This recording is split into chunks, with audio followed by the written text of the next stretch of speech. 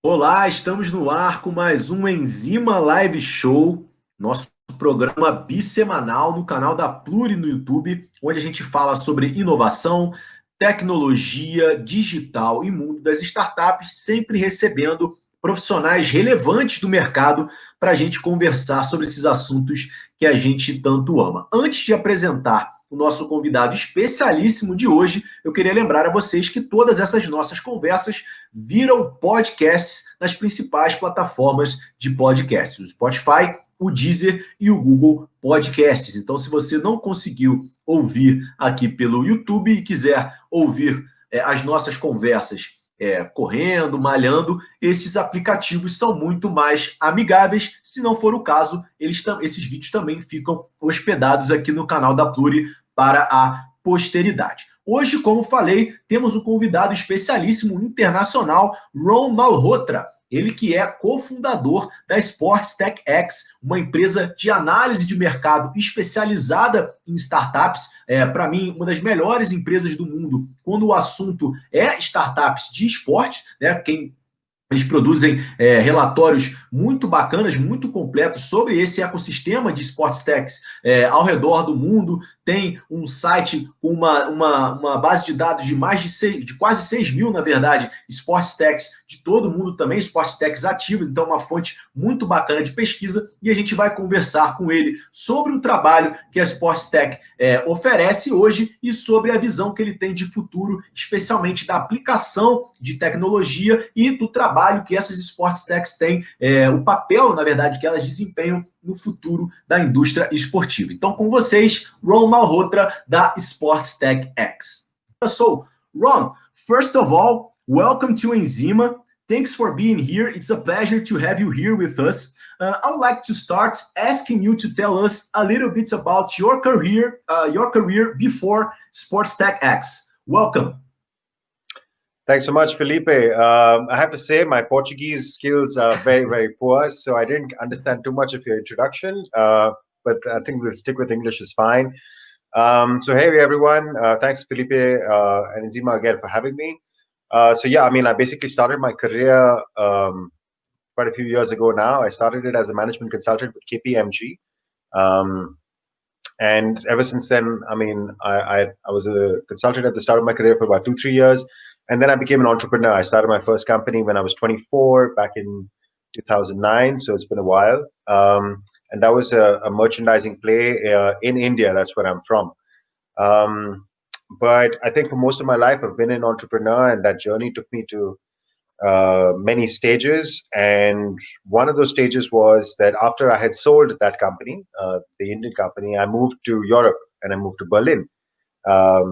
I mean, I was really interested in getting into the sports ecosystem in 2015, 2016. I started really tracking what was happening in the space. There was so much innovation, so much money being invested in sport, and we're all sports fans first. So I said, okay, I think there's an opportunity to make a career there. And that's what I decided to do. So I shifted to Berlin, and I invested some time in understanding what is the sports ecosystem and sports market. And through that journey, another startup was born, which is SportsTechX. So, to those who don't know, please explain what is SportsTechX and what do you do? Yeah, so we're basically market intelligence. I think you talked about it a little bit in your introduction. I caught a few words, which is that we publish some reports and we talk about what's happening in the market overall. So that's essentially what we do. We try to identify what is happening in the global space of sports tech in different parts of the world, what sectors are trending, what startups are doing really well, which ones have raised investment, which ones are likely growing in the next couple of years. And we do a comparison of what's happening in Europe versus North America versus Asia. We talk about the global sports tech ecosystem. And we do that by publishing our reports. We have a bunch of content that we put out there every year. We put out a European sports tech report, North America, Asia. We also do a VC report. We have a sports tech database, SportsTechDB.com, where anybody can come in and go through all these startups that we talk about. We have, I think, almost 6,000 active sports tech startups. Our database is much bigger, but active, relevant sports tech startups is over 6,000. Yeah, we have a podcast, we have blogs, we do a lot of content. But that's on the front end. On the back end, what we also do is we help connect startups to either accelerator programs or to investors or even to sports teams, because all these properties are looking for innovation and they're looking for interesting solutions. And they come to us and say, hey, can you point us in the right direction? So if a sports team is looking for, say, a fan engagement solution or a performance enhancement solution, they'll contact us and say, hey, this is what we're looking for, something to serve this market. Can you recommend some startups? And we make those connections as well. That's perfect. That's perfect. And where the idea to start the company came from? Well, actually, I think in 2017, when I moved to Europe, I was kind of exploring. Like I said, I knew I wanted to be in the sports space, and my background as an entrepreneur meant that I understood innovation. I understood what it takes to build a startup, to scale it. I've raised multiple rounds of funding. I've sold a company, so all those things I've understood that process, and I wanted to take that learning into sport. So I started by meeting Benjamin Beckert, who at that time was in Berlin. He was writing blogs and stuff about what's happening in the sports tech space. And we kind of got introduced, and we said, okay, let's talk about. He was talking about it in a European perspective. Said, let's talk about it in a global perspective. So what's happening in India in sports tech? What's happening in South America in sports tech? What's happening in China, in different parts of the world? And what we real and the idea was at that time that by doing all this research, we'll hopefully identify some trends that we can go and start a startup and see, hey, there's a gap in the market somewhere. But what we realized was that the gap in the market is actually information. There's so many different things and so many different initiatives happening in different places that there was no one place where you could come in and say, hey, okay, this is what the entire landscape looks like. And there was a lot of interest for it because there's more money coming in, investors were coming in, so we felt a requirement. So to be like a Reuters or a Nielsen for sports tech, that was the initial idea, and that's what it's become. As more investment and innovation grows in sports tech, it became important to see what is happening in different parts of the world and benchmark those against each other, and that's the role that we do. That's perfect. Yeah. I read all the reports. I use SportsTechDB, which we will talk later a lot to. So yeah, thank you for starting SportsTechX, because it's really really useful for me and I believe for a lot of people around the world. So as you mentioned, you have experience with startups and you know a lot about the Yeah. sports tech world. What are the biggest challenges that a sports tech face today to succeed, and what advice would you give them to overcome these challenges? If you could name, I don't know, 2 or 3 challenges. Oof, big question, Felipe. Obviously, well, let's break it down into two things. I think so let's say COVID related and non-COVID related, because COVID, of Okay. course, does change a couple of things. I think COVID related, the main thing that every startup is struggling with is funding and raising funding. And how do you, I mean, and let's say not just funding, but cash. Cash can be in the form of either clients or it can be from investors. And startups are struggling on both sides because there are no, I mean, sports teams are changing tack completely. Revenues are down. They're not sure about how they want to spend their money, and the same with investors. They're not deploying too much capital to help companies scale. So that's a big challenge. So companies which have been running for a while, how do they sustain this period for this next, I don't know, it's been almost 6 months already, maybe another 6 months before things start getting back to normal. How do they really eke out, be really lean with capital usage, making sure they just squeeze out as much as life out of the company as they can? That's a big challenge that companies are facing right now. So it's something that we talked about for a while, right from our earlier webinars. Is whenever startups come to us and they're talking about raising funding right now, we say, hey, listen, this is not a good time to be out in the market. If you're trying to raise funding, go to your existing investors first, because they're the most likely to help you now. To getting a new person to suddenly convince them is going to be a difficult thing, number one. Number two, on the sports team side, look, nobody has money, but everybody is interested in innovating, right? Because this is the time everybody's looking at, hey, what is the new technology? How do I reach fans at home? what new cool services and features can I offer them? So there's a lot of need and requirement for innovation, but not a lot of money to spend on it right now.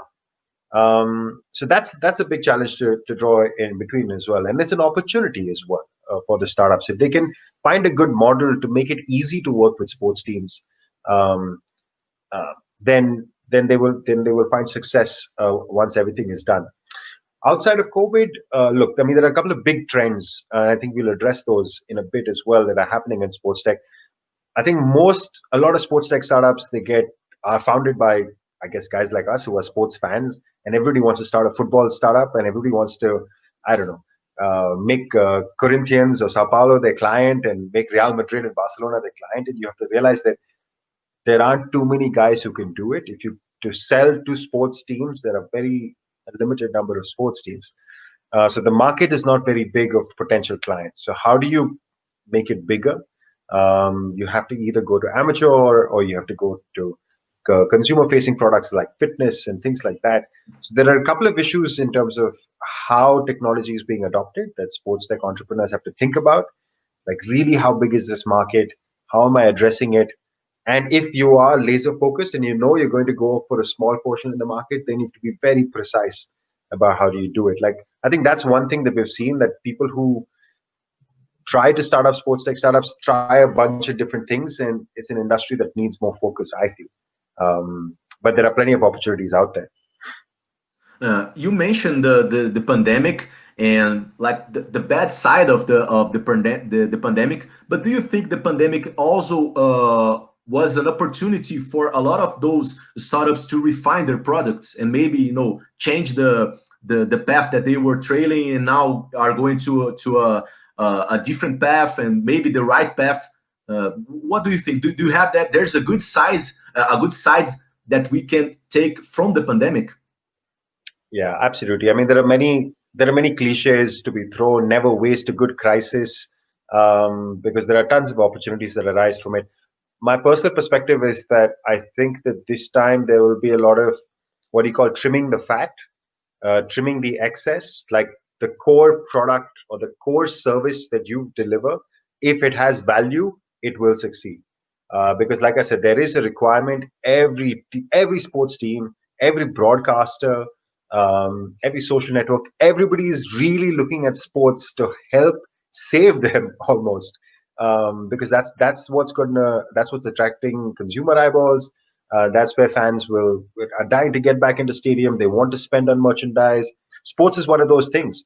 It's actually, to be honest, one of the reasons I got into this industry, because it's kind of recession proof. 2008-9 showed that the value of sports teams was consistently growing throughout that recession, and I believe it will continue to now as well. I mean, there will be a blip, but we're not talking about in cycles of 1 or 2 years. If you look at it in longer cycles, there are tons of opportunities. So, number one, I think the leanest, most clean, genuine value providers will rise to the top.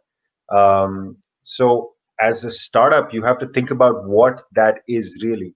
I'm not looking to just add lots of bells and whistles to my product, but if my core function and core product is really delivering, then I will find customers. And maybe they won't pay me today, but they will pay me in 6 months, maybe a year's time. That's perfect. That's perfect. Perfect. So, changing a little bit the subject now, one of the coolest products that you have is the SportsTechDB, a huge database of sports tech in the world, which I mentioned. I use it a lot. Could you talk a little bit about it, please? Yeah. So again, SportsTechDB was a very organic idea. Like, we were publishing these reports, and we said that we have this huge database of startups from all over the world, across all continents, across various markets. So we said, hey, I think it's really valuable data. As you said, you use it. A lot of other people do. How do we make it available? And is there a product around this? And not everybody will pay for it. There is a free version of the product as well, where anybody can come in and look for startups that they want to find. But there is a further plan or premium service where, if you want to find deeper information, when was the startup funded? What kind of sectors do they cover? Can you get latest information about these startups? All that kind of stuff is what we cover in the DB. So we have a database of like I said, over 6,000 active sports tech startups. So by that I mean, because there are lots of other databases and applications which give you a lot of noise and nonsense. What we do is that every company that comes into our database is not only researched and vetted, but it gets allocated to what we call our SportsTechX framework. So we'll tell you which sector this is a startup. It's dealing with, okay, it's dealing with sports teams, or it's dealing with fans, or it's dealing with athletes. Is it a fantasy play? Is it a betting company? Is it a performance analytics? So you can use a lot of filters to segregate the startups.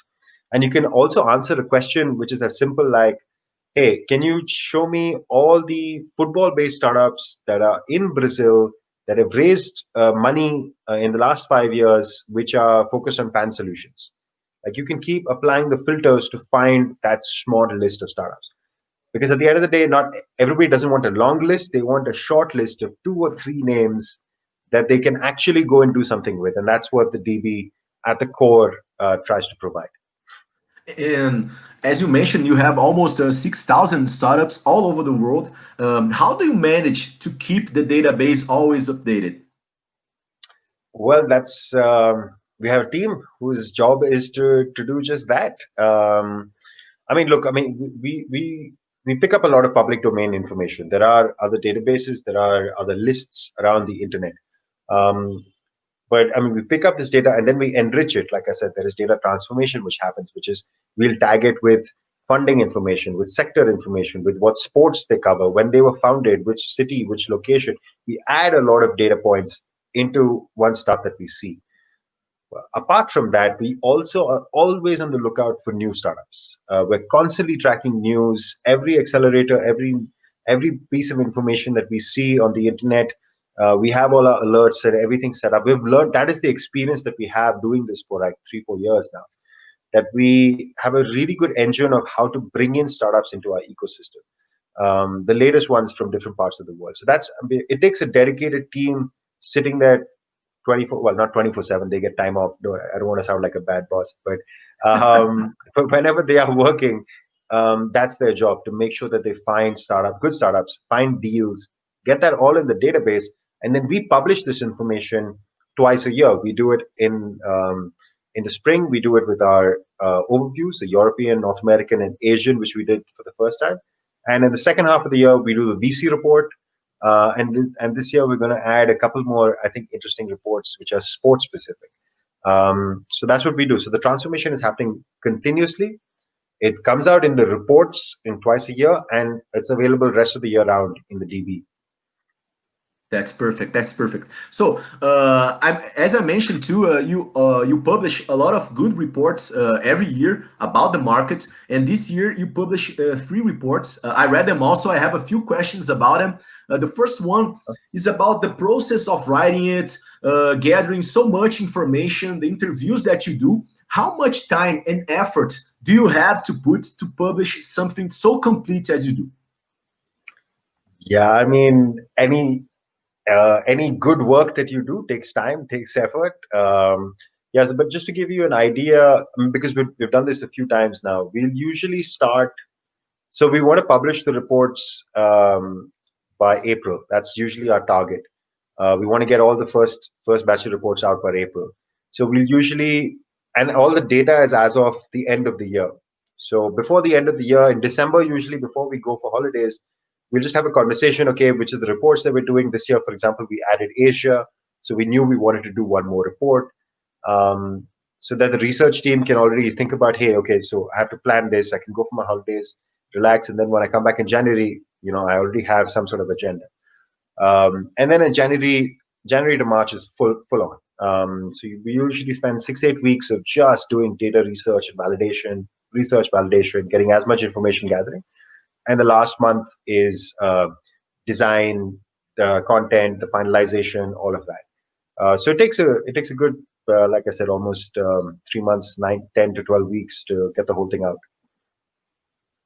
That's a lot of work, but it's worth, right? Because Yeah. you have a very good product that everyone in the industry should be reading it. It's definitely very good. So, in your opinion, what makes the US the top place in number and in funding of sports tech? Why the US is like the capital of the sports tech in the world? Well, I mean, to be honest, if you take out sports tech, if you just look at it just from a sporting perspective, it's a pretty easy answer to give, just because the sheer number of leagues that they have. I mean, the rest of the world, in most other countries, you'll have one, maybe two big sports. Yeah, I mean, in most European countries and South American countries, it's football is number one, and then Yeah, okay, different countries will have different sports. There might be volleyball somewhere else, might be cricket in a lot of Asian countries, might be basketball in so for example, China and Japan is baseball, something like that. But there's always clearly like a one and two. In the US, that's I mean, there is NFL, there's the NBA, there's the MLB, there's the MLS, and the NHL. There's five big leagues, which all attract money, which all attract sponsors, which all have big franchise teams. So there's a lot of money. That ecosystem itself is pretty rich. Number one.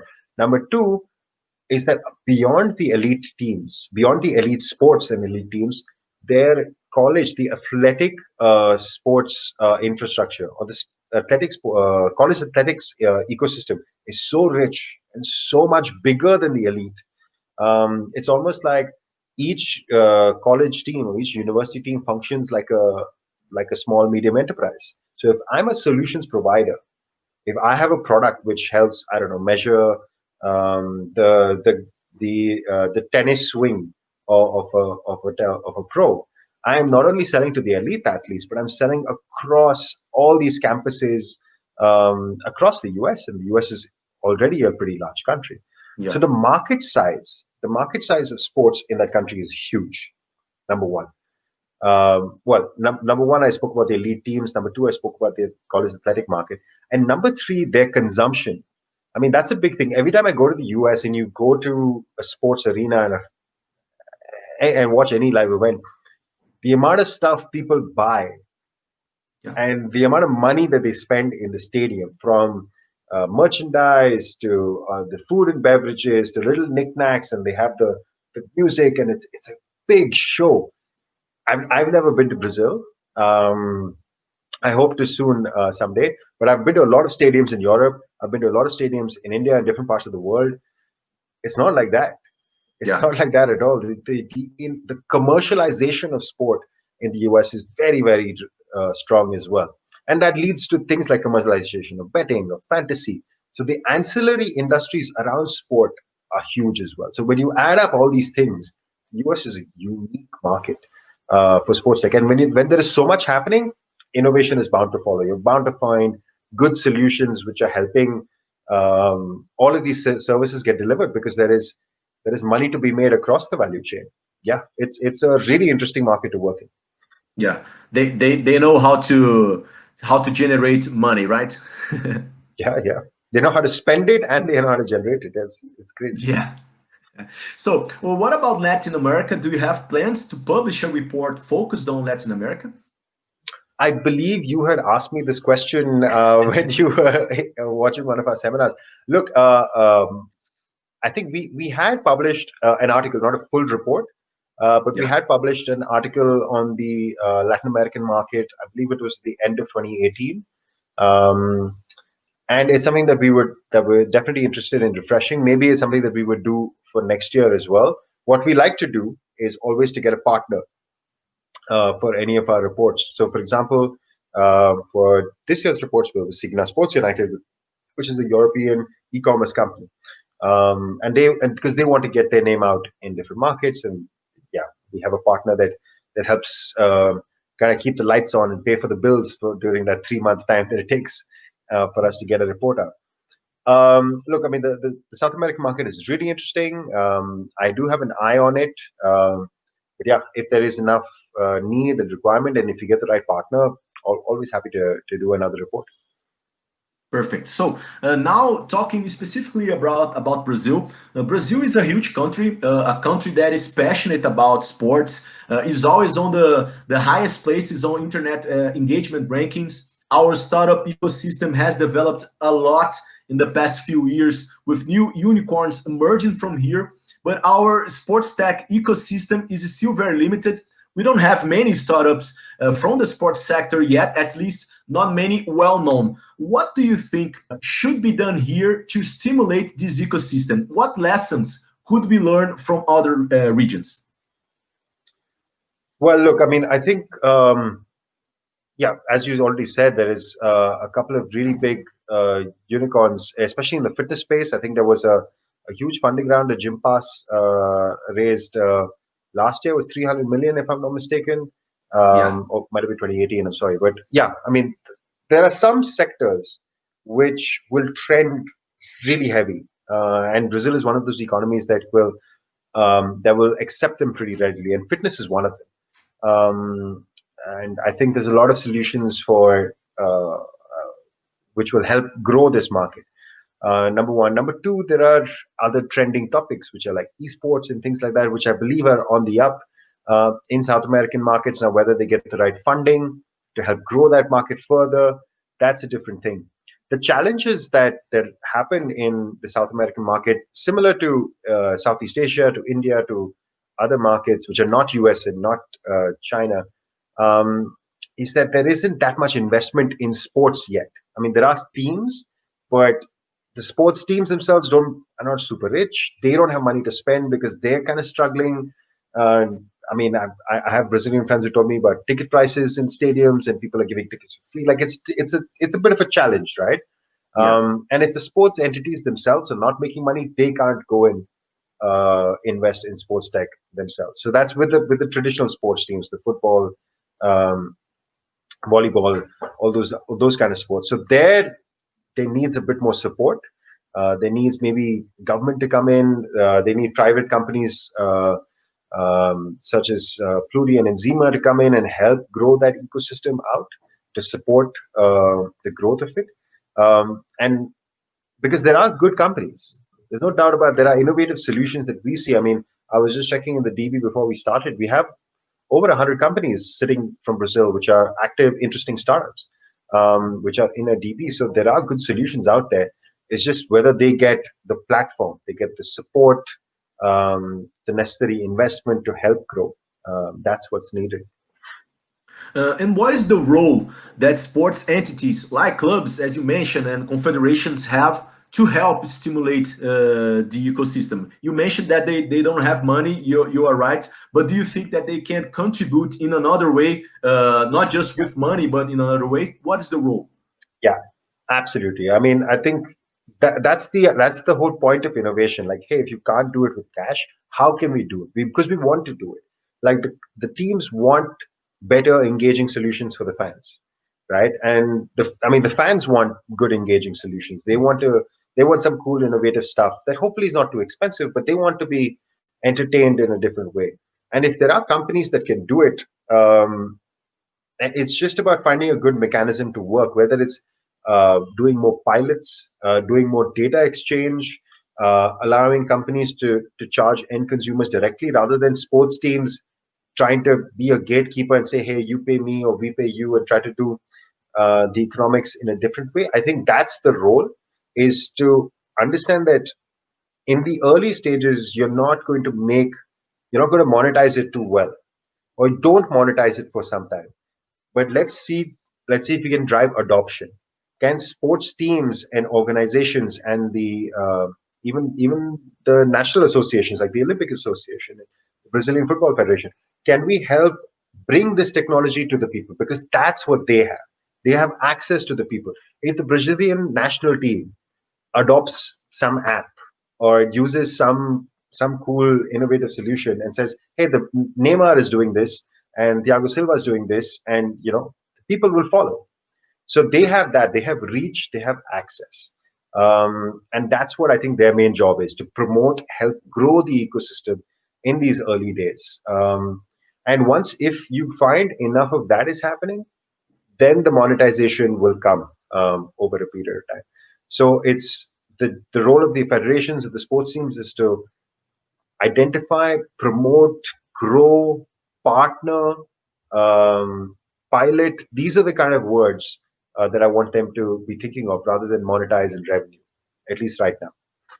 That's perfect. I totally agree with you. So I have a few questions about the future now. And the first one is, what areas of the sports industry do you think are the most promising for startups now? Yeah, let me just get my crystal ball is over there. I have to shine it and bring it. I don't know. I mean, the future is always a tricky thing to talk about, but no, I mean that's essentially what SportsTechX does. We look at the past data and see, hey, what is likely to happen. And there are three main trends that we talk about, which is certainly driving investment so far and likely to drive it further. And that's fitness, content, and esports. Those are the three words that we and you could put betting in there as well, like three and a half. Betting is also a very interesting topic in the sports ecosystem. Obviously, what's happening in the US um, is changing the industry, and everybody's looking there to see how it's going to affect everything else. I believe there was some conversation in Brazil a couple of years ago about Yes, legalization of betting. I don't know what's yes. happening. Right? Maybe you should tell me what the latest on that is. Yeah, Um, it's not regulated yet, but yeah, it was supposed to be regulated this year, but because of the pandemic, they postponed it to 2021. But it's on the verge of becoming regulated too. So yeah, exactly. So, I mean, there were three big markets. There was the US, in India as well. 2 years ago, there was a conversation. It hasn't yet happened, but there is a conversation, active conversation saying, hey, sports betting. And in Brazil, these are the three big markets. So that's three big sports crazy markets, which yeah, are looking to maybe legalize. Or one is already, US is already, and the other two will follow. So then you can imagine with betting, there's so much money and tons of innovation. But that's something that will trend in maybe a couple of years from now. For now, like I said, fitness content and esports, I think there is a global trend everywhere. Everybody has a friend who is trying to like have a six pack, right? Everybody has a friend who's getting on some sort of device, whether it's the Peloton tonal mirror, those are big in the US, but or you're just going to home gym services, all of that. So the fitness is, I think, the difference between now and the aerobics fad that was in the 90s, 80s and 90s in the US, because that was a fad and that they kind of tailed off. But this one looks like it's here to stay as everybody's becoming more conscious of their body, what they do with it, what goes in, all of that. So all solutions around that, around the fitness space are super hot. Content, because again, content is king is a cliche, but what you're definitely seeing is that content is the driver for any sort of activity. Everybody wants to see more behind the scenes, more personal, high touch footage about, hey, this is what Roberto Firmino ate for breakfast. Like people want that kind of stuff, and so companies which are creating social content. We're seeing this in long form, which are the documentaries. There's wonderful documentaries on Netflix, like from Drive to Survive to Amazon has a Manchester City one. There are a bunch of those to the short form content, which is all the TikTok stuff. So there is both sides of the market. There's a big need for content. So solutions which help automate content generation, stuff like we'll record the training session, and you know within 5 minutes or 30 minutes after training, the content is already packaged, branded, everything with all the graphics, and it's already on social media. It's already done. Like things which are helping to create automated content and simplify content generation. Those are really attractive. And the third one is esports. I mean, esports is a very deep. I can't even say growing topic. It's not a hot topic. It is the topic yeah, across the world. With esports, I will say that solutions which are platform agnostic. By platform, I mean game. So they're not just tied into Fortnite or Apex or any particular game, but they provide horizontal services. So services for gamers, streaming solutions, interesting hardware bits. Those kind of solutions are also likely to see a lot of investment. So those are the three big trends that we talk about, and betting maybe to follow soon after.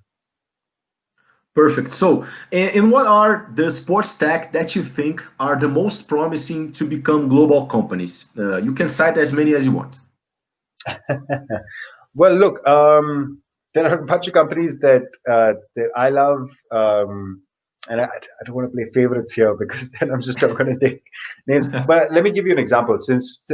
Let's say we're talking about football, and because we're talking about Brazil, so let me stick to at least football. There are a couple of companies which I saw recently at the World Football Summit. I was a judge for their competition, and there were some great companies. Immersive.io, which is a French company, I believe, doing some really cool technology about.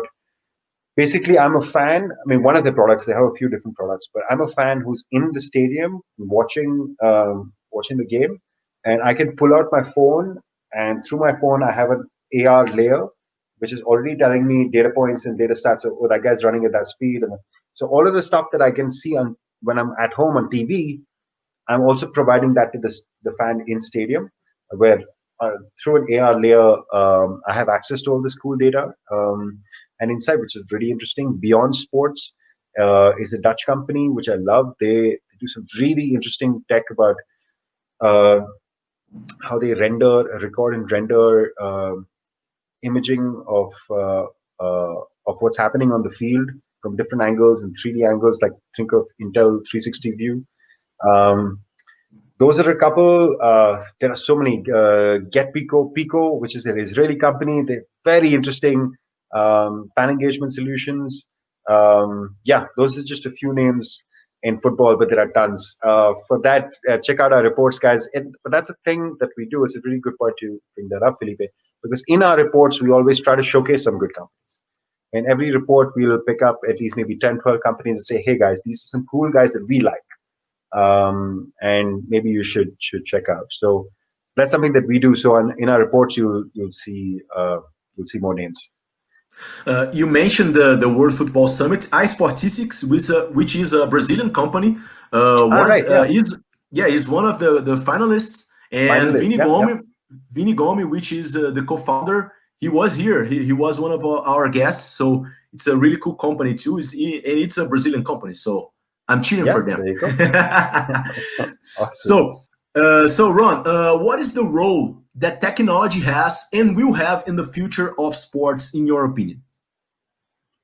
Wow, you're dropping some big questions, Felipe. Look, I mean, I don't think it's not about the future anymore. The technology is now; it's pervasive. I mean, I talk to students a lot about data and analytics in sports, and is it new? Data has been used in sports for 10, 15 years, probably more than that now. I mean, Moneyball itself, that movie was, everybody talks about, I think it's been like probably 5, 7 years since that movie came out. And that story is another 5, 10 years, 5, 7 years before that. So the idea, and forget in sports, like what decision today do we not take without data, whether it's um, targeting Facebook ads to what we order, everything is which restaurant has the better reviews and better rating, and that's where we go. That's another data point. So I think the idea that data is pervasive, it's not a wave that is coming, it is already here. That's number one that has to be understood by everyone, including sports. There is only difference is in adoption in different parts of the world. Some people are adopting it a little slowly, which is in at the first level, it's about digitizing your fan base and making sure that you have details about all your fans in different parts of the world in one place, so that you can communicate with them, you can target them in a better way. Or you're at a next level, like somewhere in the US, where you can define which guy was in which seat for how many games last year. So I'm going to sell him those same tickets again this year, and realize maybe for that period he's usually traveling, so I won't send him ads. Like they do, is much more advanced. So whichever level you're at, you're somewhere on this scale. I think that's the first thing. um, Look, in terms of technology going forward, I will say this is probably the time for VR and AR. Like if not now, then I don't know when these technologies will get adopted. Like we've been hearing about VR being on the cusp, and it's the next thing for almost 10 years, probably at least 7, 8 years, if not more. And if now, when nobody's allowed to go to the stadium, or once the next season starts, maybe you'll be at 30%, 40%, 50% capacity. So that's a lot of people who can't go. And if at this point in VR can't find a breakthrough way to be a really consumer-driven, high adoption product, then I don't know when it will. So there are different points from sensors to markers, VR, about how technology is getting into sport. But yeah, a lot of that is already here and happening. That's perfect, Ron. So we are approaching the end now. Final question. What is the company's vision for the next 5 years? What do you want to achieve? What as SportsTechX, what do we want to achieve? Yes. Yes. I don't know. Everybody in the team can buy an island in south of Spain somewhere. Uh, no, but no. Seriously, look, our job, how we think of ourselves is that as long as the sports ecosystem is growing, that's what we want to do. We want to make sure that the entire ecosystem is growing, and it's not that this is a non-profit NGO kind of like we want everybody to do well. It's that as the market grows, everybody in the market grows with it, especially the people who've been there at the beginning. We would like to say that we've been there pretty early. So as the market develops, it creates more and more opportunities. And that's what we try to do, is to bring the market together so that everybody has access to a base level of information. And there is more and more information, of course, available. But that if you're only kind of, the right people, you'll get that information. But at least this base level, everybody knows. Like everybody knows how much is getting invested in Asia, how much is happening in Europe, what is US looking like, some good companies. Anybody can pick up a report for free and get themselves educated a bit. So that was always our vision, so that we can become those guys that, hey, those guys are the guys to trust when it comes to anything related to the sports tech. I've got a friend here. But that's what we want to continue to do, to deliver on that promise, to democratize information for sports tech. And in the meantime, as we see more cool technology and helping those companies grow and hit the next level, that's our job, that's our role. And if we can do that, I think it'll be good for SportsTechX and good for the entire ecosystem as well. That's great, Ron. Thank you very much for being here and sharing your knowledge with us. I would like to give you space to send our Brazilian audience a message. Well, I hope the information was interesting, guys. If you want to check out know more about SportsTechX, you can go to sportstechx.com. That's our website. Felipe has mentioned the DB as well. It's sportstechdb.com. Unfortunately, everything is in English. I don't have any reports or data in Portuguese yet. But if you want to come in and do some work for us, we can talk about that. But look, you can follow us on social media. Just hit me up on LinkedIn. That's usually where I'm most active. Yeah, we're here to share information. And if you're a startup that's out there in this ecosystem, definitely reach out, because that's what we want to connect to. If you're a cool startup in the Brazilian ecosystem and you're not sure whether you're on your DB, email me. You'll find my contact details somewhere, I'm sure, in these links. Or hit me up on LinkedIn and get in touch. And that's what we're here to do. That's perfect, Ron. Thank you very much. I will speak in Portuguese now, ok? All right.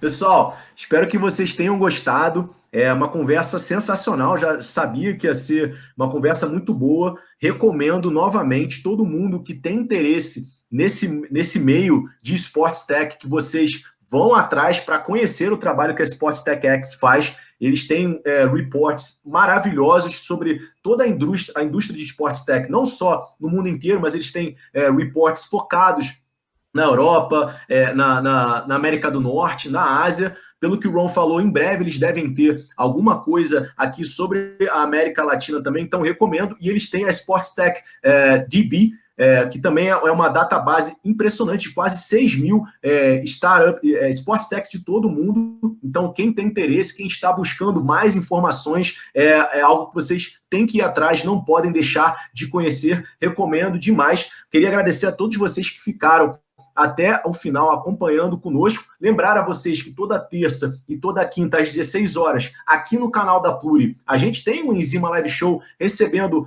figuras muito importantes da indústria do esporte e do entretenimento, e depois esses nossos papos viram podcasts no Spotify, no Deezer e no Google Podcast, tá bom? Muito obrigado a vocês pela audiência e até a próxima. Tchau, tchau.